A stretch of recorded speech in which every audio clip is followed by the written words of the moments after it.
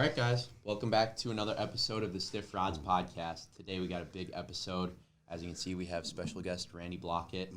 Just for some housekeeping, I want to thank Baitworks. We are filming in their studio right now. As you can see, a little bit better than our dorm room that we've been filming out of. But and then I also want to thank Crocagator, Joey, for setting this whole thing up. And thank you to Randy for coming on with us today. Absolutely. Sure. So pretty much, as you guys know by the title, we are going to be doing a little debate about Livescope, electronics, and probably just a lot of discussion about the industry as a whole. So Randy, kind of go ahead and introduce yourself to the viewers. I'm sure a lot of you guys know Randy, but kind of just tell us a little bit about yourself. Yeah, Randy Blaukat. I started fishing professionally like in 1986 or so, I guess.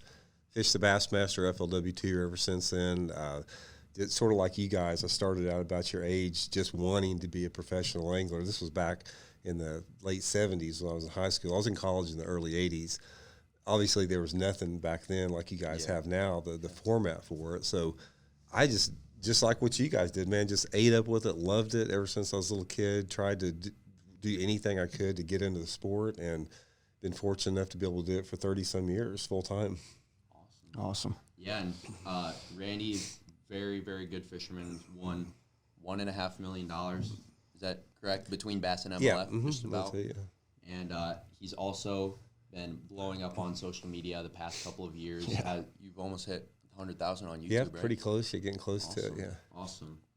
And then I guess the big topic for today, kind of, so share with us, I guess, to start off this conversation, your opinions on the modern fishing industry and more specifically like Livescope and all of that. I'm sure you guys have seen a lot of his videos, but I guess kind of just as base for our conversation. Yeah, I'll sort of start it from the beginning. I when I started, like I said, all we had was 2D sonar. I mean, that was just the standard, and that was the standard for many, many years. They had some stuff like some, rudimentary graphs, but nobody really used them. I mean, most of the pros used nothing but 2D sonar up until like the early to mid 90s. That's all it was.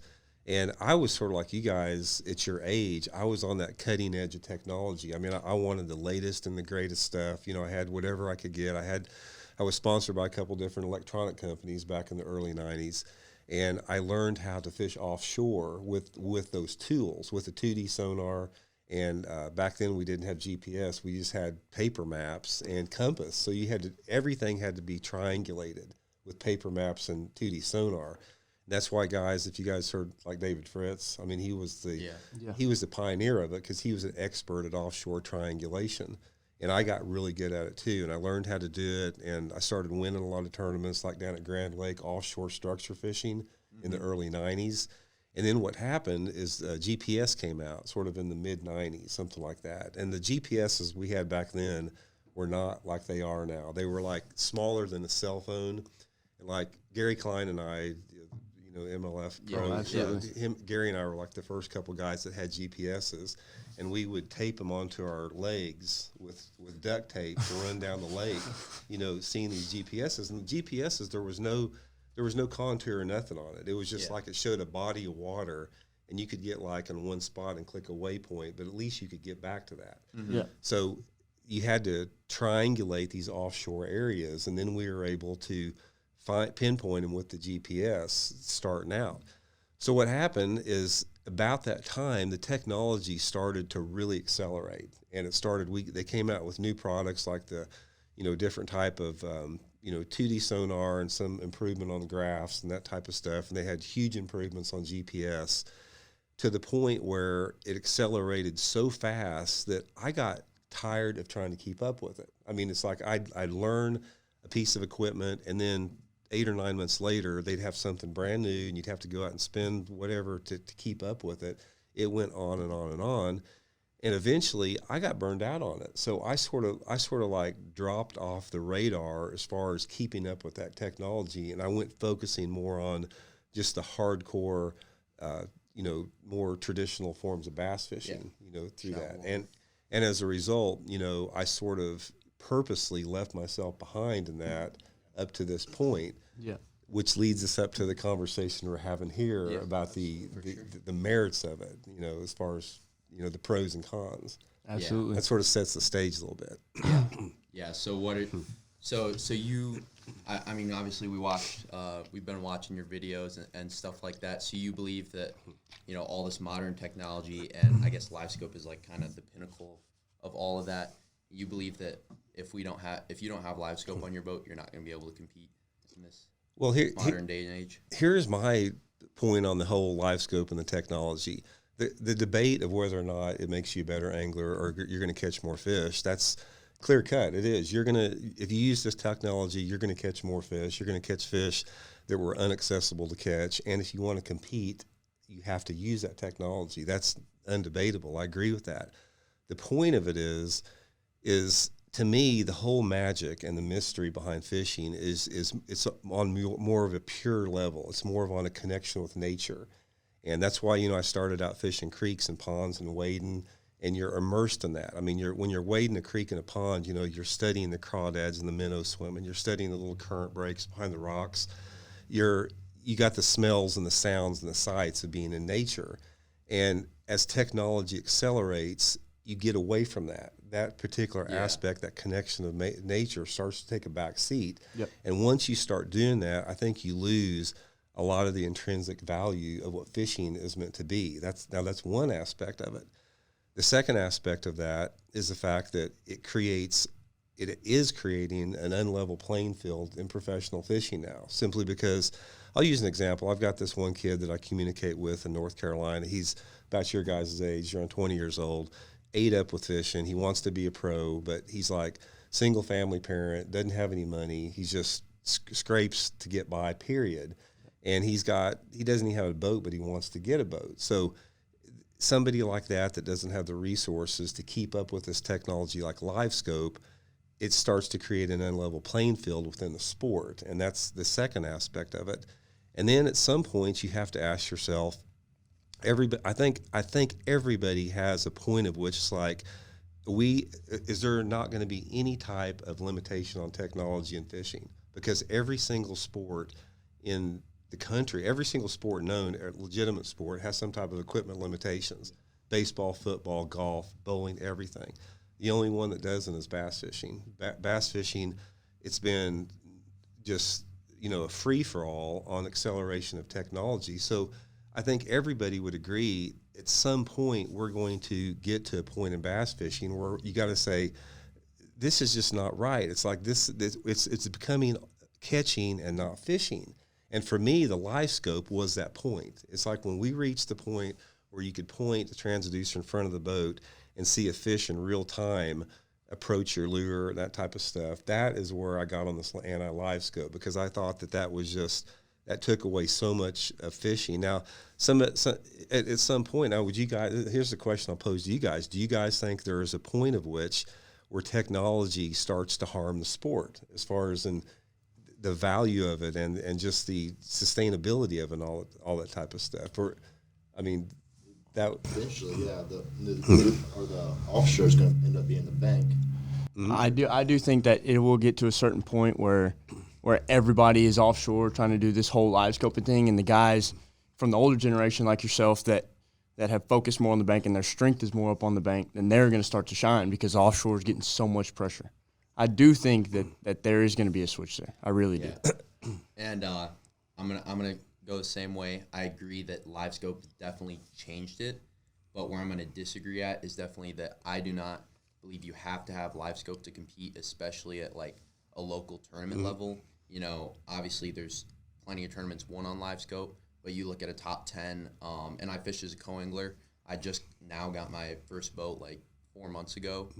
So I've never really had a chance to play around with Livescope. I fished up north, and there's times where I've caught just as much weight as the guy up front, and he's Livescoping, and all I'm doing is looking at mapping on the back and watching my 2D. So I definitely think that you can compete without Livescope. Obviously, Livescope is a tool, and it's not guaranteed that every fish you see on Livescope is going to bite. The past couple months I used it on Table Rock. Obviously, this area is huge for Livescope.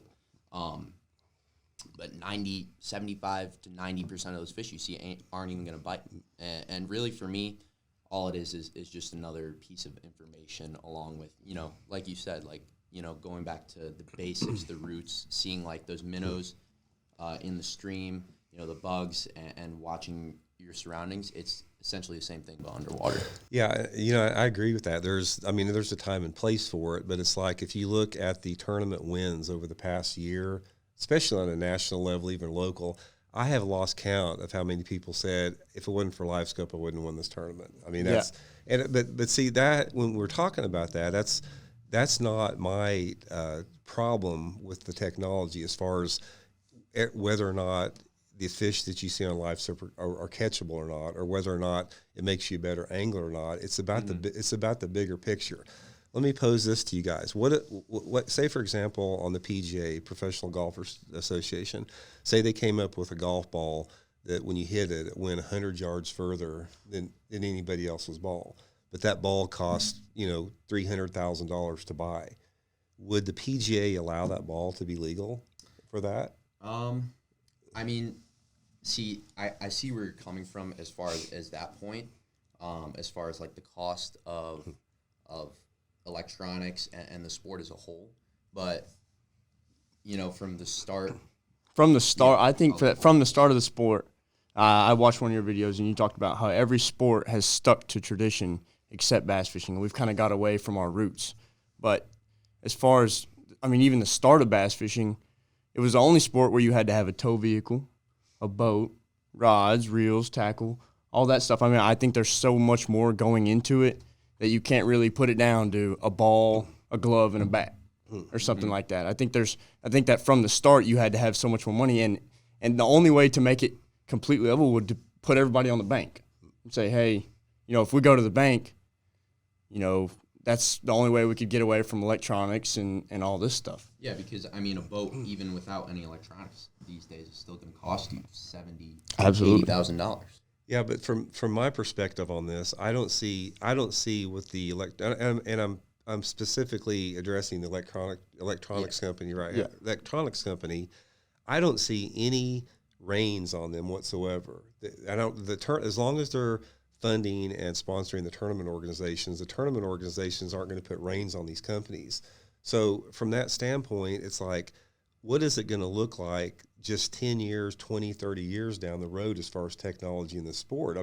Is it eventually going to be like so automated and so sophisticated that it's like you'll be able to pinpoint every fish in the lake, you can identify the species, you can identify their mood and personality, their level of aggressiveness? Is it going to get to that point? Well, when you're talking about is there ever going to be a cap on it, will there ever be a cap on reels? For instance, if somebody came out here with a 50-year-old reel that can only cast 20 yards, would you say that it would be unfair for somebody to have a DC reel that could cast 200 yards?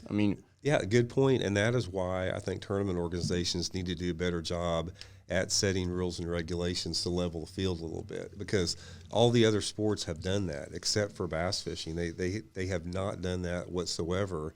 And to me, it's like, okay, look at golf or baseball again. It's like, what if somebody developed this putter where you could line up on the putt and you could sink every putt that you made? And would the PGA allow that? Or same with the professional bowlers tour. What if they created a ball that could track and hit the pocket perfectly every time? A lot of different things like that. Major League Baseball doesn't allow aluminum bats for a reason. They've got equipment limitations, so we don't have that. And the rules that are in place amongst the tournament organizations, Bass and MLF, they penalize certain type of anglers for no reason at all. Like they penalize me for not being able, I can't get out of my boat and drag my boat over a mud flat if I want to. I can't carry extra gas in the boat. I can't cut down dead trees and pull them out in the water simply because there's no money in that. There's no money for the tournament organizations, so it becomes easier for them to outlaw that. And I watched your video the other day about the rope analogy. About if the tournament organization was sponsored by a rope company, would we be allowed to drag the boat? And I do see that. I do think that money has a part in it. I do think that your reasoning as far as will it ever be capped with this money in the industry, I don't see it happening. I really don't. Well, here, I'll go back to the question I got for all you guys. It's like, at what point do you guys think technology has went too far? At what point does it start to take away from the sport on every different level? or do you see it at that point? I mean, let's say theoretically 20 years from now, there's I saw this comment the other day that there would be sunglasses that are Bluetooth connected to your graph that you could see every fish in the lake. I think, let's say theoretically it got to that point. Okay, it's not going to matter because everyone will have it. You're going to and like I said with Livescope, you're not going to be able to catch. We could see all the fish down there, but it doesn't mean you're going to catch them. Yeah. Absolutely. It's like with the putter you said, like you're making every shot. You still casted 10 fish, and 10 fish will swim away. Well, and even that, I say you've got a fish out there at 70 foot. It took me 3 months to figure out how to hit one on the head. Yeah, and you have things that you got to figure out, like settings on your electronics. You have to play with. A lot of these fish now are getting conditioned to this Livescope. So, like some areas, like especially Champlain, when I've been up there twice now, and guys will have to stay 100 foot off those fish to cast at them. It's not like you can just come up, drop on them, and catch them every time. And then you also have the other thing of, you don't even know what kind of fish it is. I've learned a lot in the past couple of months about like fish behavior and kind of being able to tell by the size and how they're moving throughout the water column, like whether they're a bass or not. And then you also have a lot of fish, like Cade was explaining to me, down in Texas, like a lot of those fish will get glued to the bottom, and it doesn't matter whether you have Livescope or not. And it may even be detrimental if you have Livescope because you can't see them. And then you throw a swim bait down there and they'll just come up. They all rise. Yeah, that's a product. That's the same thing as like weather conditions, cold fronts, trolling motor noise, outboard noise, increased decibel levels. Fish learn quick. I mean, they don't make many mistakes. They can't afford to make mistakes. So from that standpoint, they're going to evolve around that. But again, from my standpoint, are they going to transcend that? Is the technology going to get to the point where that they just keep continually taking it to that next step? And at what point do the tournament organization say we can't do this? We've got to cut it off at this point. And another question I'll pose to you guys: what would be wrong for every tournament organization in the country, professional level, to limit electronics just to 2D sonar? One unit up front, one on the console, and then you have to go fishing. And that's to me the most level playing field. So, in today's industry, I think that the audience wants to see big bags. I think that that's what everybody wants to see. And I think that if you hinder everybody to 2D sonar, I don't think that the quantity or the quality of fish is going to get caught that's being caught now. I do agree with that statement. And I think that that's what the people want to see. And I think that that's why the industry and the tournament organizations aren't hindering it, because it's creating publicity for them. And it's... Well, everything I see is people say that Livescope tournaments are boring to watch. So would you rather watch me pull out my chainsaw and cut down a limb or cut down a tree that fell across the creek and get back in there and win the tournament, or to see some dude, Livescope and a flatworm without taking his head off the screen? I mean, as far as entertainment value, I think to solve that problem, obviously before Livescope, there was already a lot of guys doing that. As far when you had mapping and you're casting at a brush pile. Obviously with Livescope now you can hit that brush pile every time, but guys were still fishing offshore. But I think the way to solve that would be if they could get a way to record the Livescope. That would be very entertaining for me, because I'm not sure how much you've fished with Livescope, but it's definitely addicting. Like to be able to watch those fish get fired up, or to watch your bait go down there and catch one. I think that would help a ton as far as viewer audience. And don't get me wrong, I love watching shallow fishing as well, but that would definitely be my solution to that issue, is to be able to record that Livescope. You're not going to be giving away waypoints on a Livescope unit. And you'd be just as entertaining. And also, in one of your videos, you said that you think that Livescope should only be allowed in practice, and then 2D should be. And I think that kind of contradicts your statement that everybody would, because I think that everybody would still feel the need to have it, because even in practice, you wouldn't be able to find some of those fish that you would find in the tournament. So even the guys that couldn't afford Livescope, they would still be in a fair playing field on tournament day, but during practice, they're still not going to be able to find some of those fish that are offshore that the Livescope guys have. So it still creates this uneven playing field that which, I mean. And like I said, even if we limited it to 2 graphs, you know, a boat that's a brand new boat, obviously everyone wants to run at that high level of fishing. Everyone wants to run would like to run a brand new boat with a 4-stroke, and you have power poles, lithium batteries. That's still going to run you, like I said earlier, probably $70,000-$80,000 even with 2 graphs. So I mean, and when you look at it from that standpoint, you can get a Livescope transducer for $700 to $1,000 and a unit for $600. I mean, if you look at that in comparison to $80,000 for a new boat, I mean, what is that extra $1,300? And I do agree that it's tough for people to go and spend $85,000. I do see that because that's a large number. Well, it's just, you know, that it affects, I mean, it affects the people that have the bigger income disparity more than anyone else. I mean, I know that I understand your point you're coming from. One thing I do know, though, just from my own subscribers, and my demographics are 18 to 65. I got a bigger demographic on my analytics from like 35 to 55, but overwhelmingly is like most people are against it. I mean, they really are. I mean, you got a hardcore minority that I think are for it. I mean, obviously that's directly equated to your demographic. Your guys' demographic, I think, are going to be more receptive to it. Probably. I think it's all a generation thing, to be honest with you. I think we've all been raised with more technology, and It's the same thing with iPhones. It's the same thing. The difference between like when I was your guys' age versus now is there wasn't any other option. Everybody just had the same thing, and there was a very limited amount. You had flashers, and that was it. Nobody had anything else. So you had to spend your time and your energy honing other skills with that. That option didn't even exist. Nobody offshore. When I was your guys' age, nobody fished offshore. They just didn't exist. Nobody really knew how to do it. So yeah, it's a changing world a little bit. I just see it as money. I really do, because I always made the point is if I won the Mega Millions and I went to Bassmaster and I said, look, we're gonna take the sport back for what it was, and everybody on the Elite Series is going to run a flasher up front and a flasher on the console. If you want to be in the Elite Series Pro, I'm going to pay you guys $20 million a year. You can bet everybody have a flasher on the front and back. I do agree with that. It's about money. And these, you know, Garmin and Humminbird and Lowrance, they're throwing money at these tournament organizations, and they're gonna let them just have a free for all, you know, until public opinion just vastly, you know, protests against it. So I think it's coming though, because from what, if you look at what Livescope, now I've just drawn the sand at Livescope. I mean, obviously you guys have a higher bar with that, which is fine, but there's going to come a point where it's just too much. And I don't know what that point is for the general public, but you know, I don't like the direction it's going to, because I know how therapeutic bass fishing is on its purest level.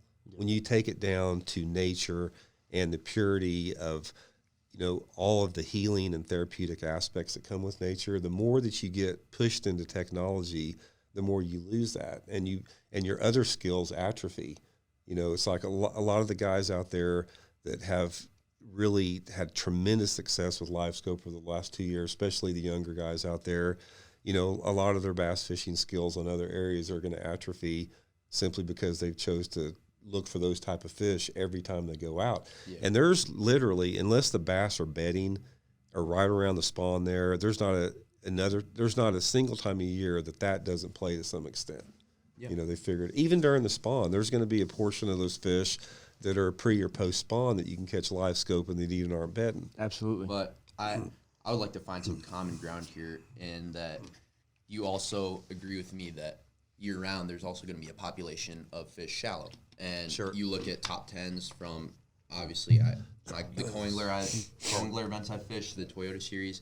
You look at every top 10, there's always a population of fish shallow. And you don't necessarily, you know, I don't think you necessarily need Livescope to fish offshore as well. You know, the St. Lawrence River Toyota Series that I fished, we were just drifting and kind of just looked at the mapping, see a shoal, and you drift over it, you get a couple bites, and then you move on to the next one. And Livescope for a lot of guys at that tournament was not, you know, not in use. But you agree with that, though, that, like, you know, you can compete shallow and and there's population of fish shallow? I think there are very few situations, and I think there's going to be even more situations moving forward where you can win unless you're live scoping. I think it's going to be an extreme minority events that are won without live scope playing an impact.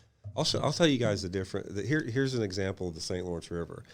We fished a Bassmaster tournament at the St. Lawrence River in 1991. Rick Clun won that tournament. Rick and I were running all the way to Henderson Harbor and Schmo Bay out there. You come out the river, you go out into the lake, and you're in 8 to 12 footers. Yep. Epic. I mean, like that. Yeah, those you are get big up in ones. these bays, and you're burning a 3/4 ounce spinnerbait 6 inches under the water, and these big smallmouth are coming up hammering it. And now you cannot win doing that on the St. Lawrence. If you go up there and try to burn a spinnerbait or fish whatever, and you're not live scoping or drop shotting up there, you cannot win. You can't compete. The guys like Chris and Corey Johnson are going to beat you by 30 pounds. And from that standpoint, it's like that. I remember Rick running into that tournament and just like the waves were so giant out there that you'd lose him after about, a quarter mile in front of you. That is like hardcore bass fishing, 25-pound test line, burning that big spinnerbait, and instead of just like weenie worming around with a live scope. It's hard to explain unless you've been there, man. It's just like that. Yeah, it's definitely. I mean, the St. Lawrence, though, obviously is a very niche place. There's definitely no other place in the world like it. But I mean, like I said, the first guy I drew was throwing. You can still go to St. Lawrence and all those smallmouth lakes and still do that. Champlain, St. Lawrence, lots of guys throwing big Carolina rigs with a speed crawl and drifting over shallow rocks. That's what my guy did on the first day, and that's how a lot of tournaments are still, top 10, one up there. Yeah. But yeah, I mean, obviously, I don't think you can go and catch them on a spinnerbait. And my rebuttal to that would be, I mean, what about John Cox? He's arguably one of the hottest anglers in the world right now, and he doesn't have live scope. No, he's cooled off a little bit the last couple of years. He hasn't done as much as he did. He is one exception to it, but he's got to have everything line up perfectly in his favor. And I'll take an example like Table Rock.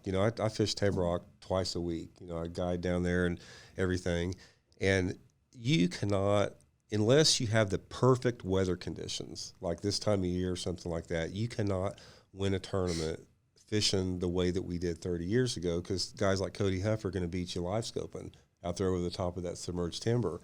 So you can't go down there right now at Table Rock like you. If the tournament was 30 years ago, you'd win the tournament burning a spinnerbait or fishing a jig up on the bluffs or maybe wiggle wart or something like that. You'll get your butt kicked now if you're not out there. Well, I guess I'll tell you the answer to that on Saturday, because I'm going to go up shallow and throw a rock crawler, and he's going to go out there and live scope. Well, so we'll see. If you have the right, that's the thing about it. It's situational. I mean, you have to have, in order to win shallow, you've got to have the perfect conditions. The perfect scenario has got to be lined up to have those type of fish that will compete with the live scope fish.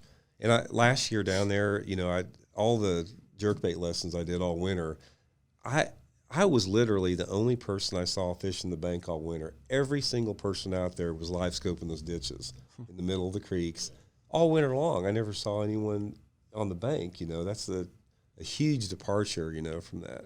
Yeah, and speaking of Cody Huff, we actually had him at one of our meetings about 2-3 weeks ago, and we actually talked to him about this same exact thing. And coming from Cody Huff, probably one of the best live scope fishermen out there right now, he says, these, like we said, earlier, that these fish, especially on like Table Rock, these guys, they're getting pressured out there, and he can tell from how he won that Toyota Series 2-3 years ago, that those fish are obviously adjusting to it.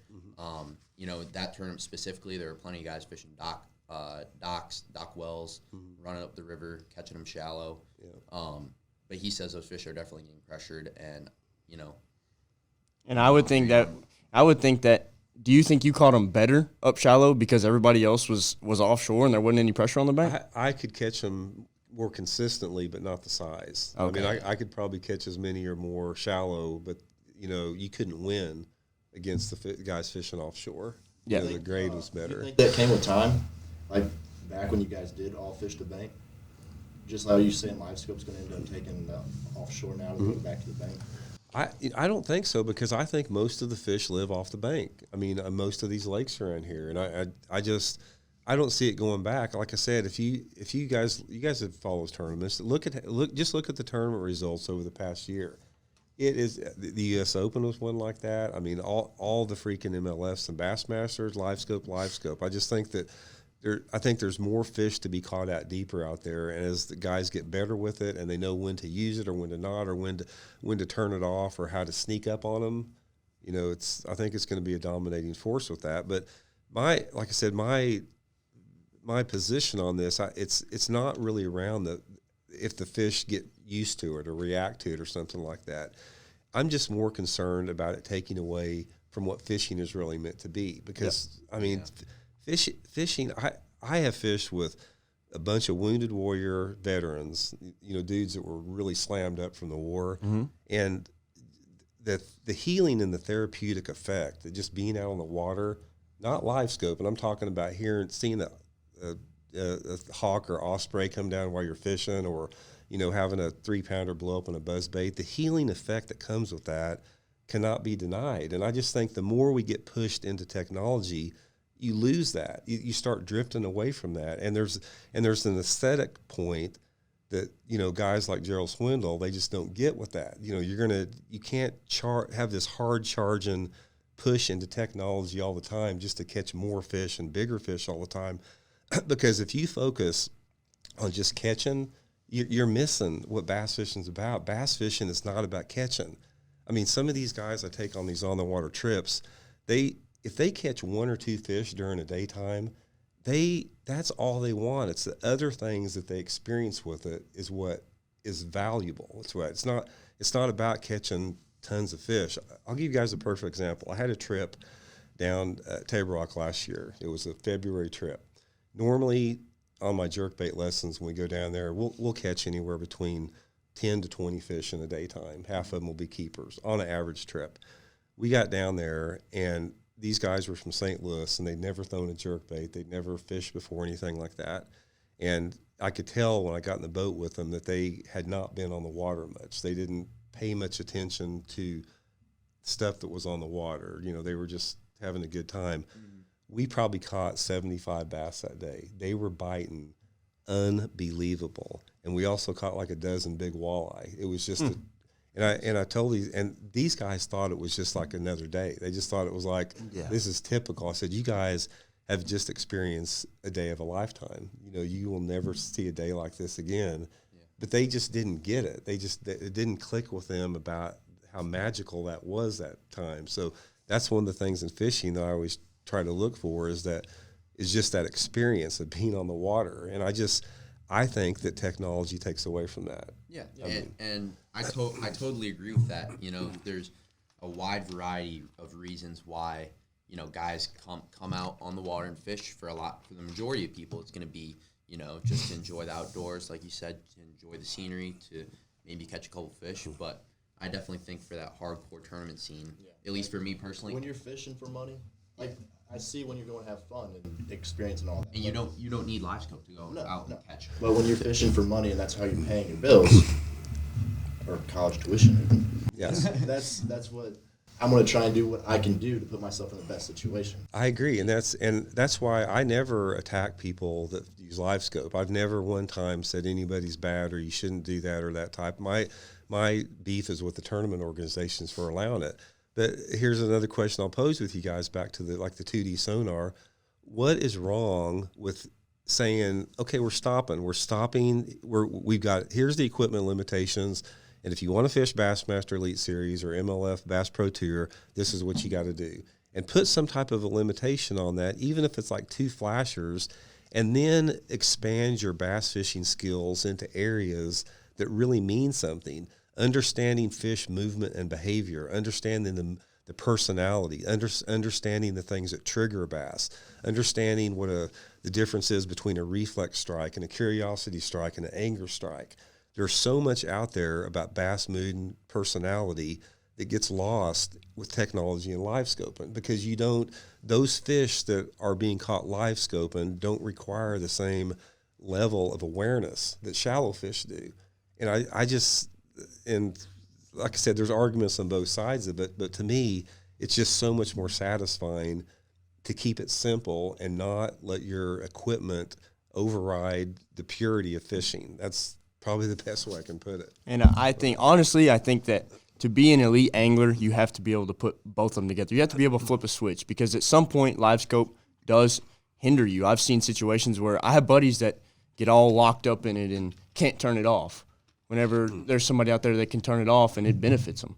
And I think that in order to be an elite angler, you have to be able to flip that switch and put both sides together and understand the movement of fish and where they're going to be so that you can use your Livescope to catch them. Yeah. I think that you're going to have to be able – and I honestly think that with the level, I still have a lot of learning to do. I mean, we all have a lot of learning to do. But I think that if you were to put me in the field with all the elite anglers and take all the Livescope off their boat and give it to me, I'd probably still get my tail whooped. But I just think that you have to be able to put both of them together. And I think that's the best way. I think at the top level, that would be the best way to showcase skill because, like you said, it allows guys to learn when to flip that switch. How do you do both techniques? How to fish shallow, fish deep, and it's not. I would have to disagree on the point that Livescope doesn't take skill because I mean there's tons of things that I've learned in these past 3 months in fish behavior out deep. And like I said, the majority of those fish that you see aren't even going to bite, and some that do will get real finicky. You got to switch your baits, you got to switch your retrieves, and. But I think that we can find common ground in the fact that Livescope is an advantage. I do think that more fish get caught because of Livescope, and simply because anglers are getting more information about why the fish are there. Yeah, you can't. I've never argued against that. I've had a chance to spend a lot of time with Johnny Schultz, who, in my opinion, is the best with electronics in the country. I think he's the best offshore fisherman ever. He's an absolute genius. He's like, some of those kids that graduate college when they're 10. That's how Johnny is. He is literally on the next level. So I've been in the boat with him, and I've been in the boat when he's used Livescope and all this other stuff. And there is an art form to that. Don't get me wrong with that, but it's. Like I said, I don't know. I just get back to the point. I just think it's about money, guys. I mean, I really do. I mean, I don't think that we would be unhappy as a group. I mean, everybody here, we're all together because we love bass fishing. I mean, that's the bond that puts everybody together. I don't think people would be unhappy about bass fishing if we just simplified things. I'm not coming at this as some old dude that's stuck in his ways. Man, I've been there. I was your guys' age. I know what it's like, man. I've been there. I've done that. But even back then, I saw the value of that. I mean, my fondest memories of fishing, period, are wading creeks when I was, 15, 18 years old. That's my fondest memories of bass fishing, and there's zero technology involved in that. It's just a pure level. Absolutely. And being raised and being in this younger generation, I've grown up fishing with a little bit, with obviously more technology than y'all had. Mm-hmm. And it's kind of, maybe it's changed my experiences, but I do still feel like I get that therapeutic feeling out of it. I still love to see the eagles flying around, and I get all that out of it, but at the same time, I like to use Livescope. I won't lie to you. Yeah, I mean, everybody likes getting bit, man. It's just, absolutely. I mean, that's what it's all about, is getting bit. But I don't know. There's a lot of people that share your guys' viewpoint on it. There's a lot of people that share mine with it. Mm-hmm. I mean, I would just like to see it have a more level playing field competitive wise, in the competitive arena with that. Because right now, I think there's a little bit of a sway in the other direction. Here's another example I'll give you guys, and I don't want to. If somebody has resources and has the ability to do that, I'm not saying that's a bad thing, because that's good for them. But there was this. I fished a tournament at Lake Livingston, Bassmaster tournament, a few years ago, and there was. I noted this because it made a big impact on me. There was this one dude down there. He's about your guys' age, and he was in the campground. He had like a super beat up old truck. He had like an aluminum, like like an old Fisher Marine with just a beat up rig like that, camping out in the tournament. He was in the tournament, and sort of reminded me of myself at his age like that. And then I pulled to the top of the ramp the last day of practice, and there was this super tricked out rig in front of me. This guy's like a brand new F250. It had, 6-inch lift kit, big tires. It had all the iron cross bumpers, the full 9 yards, brand new Ranger 521. Looked like it just come off the showroom. 6 graphs on the thing, 3 on the console, 3 in the front. And this dude jumps out of the truck, and he was younger than you guys. I mean, I can't even believe he could drive. He looked so young. Yeah. And so I look at that dude in the campground that's probably eating peanut butter, and this dude that's got, $300,000 rig right there. And it's like, man, that's just, there's something inherently not right about that competitively. Because if you loved it, that other sports don't discriminate like that. If you love baseball or basketball, it doesn't make any difference what your income is or the resources you have. I just wish fishing could get more together on that a little bit. And I do think that it all comes down to time on the water. I do think that I'm a firm believer that if there is a will, there is a way, and that even if you don't have quite the equipment that everybody else has, I do think that if you put your mind to it, all things are possible through the man upstairs. But it's all about passion and desire, man. Because if you don't have passion and desire in the sport, I don't care how much money you have, you'll never make it. Yeah. But if you live it and eat it and breathe it and you sacrifice, and if you every single thought goes into your days into wanting to be a professional fisherman, you can do it. But it takes that.